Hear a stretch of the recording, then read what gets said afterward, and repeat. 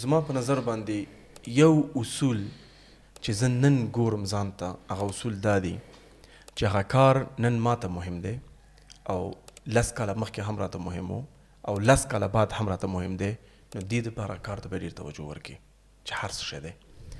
نو د دې اصول مطابق اول مشوره مې دا وي چې کوم وخت ما ضایع کړی دی په هغه وخت باندې یو جدا عمل جوړېدو. نن چې کوم خلک وخت ضایع کوي، خلک مونږ بیکاره یو، خو ته چې بیکاره یې د کوڅې نه اوس هم بوی نه وځي، ته څنګه بیکاره یې؟ متوجه یې که نه؟ بالکل. یو خو مونږ په بیکاري کې ډېر مصروفه یو او دا ښه کار نه دی. کوم وخت چې ما ضایع کړی په دې ډېر خفه یم. ما ډېر شیانو باندې کار کړی دی، کاشکې یو څو شیان مې اول نه شروع کړي وی او بیا نه وی، او یا کیدای شي دا همدې سیسټم باندې زه مخکې تلم.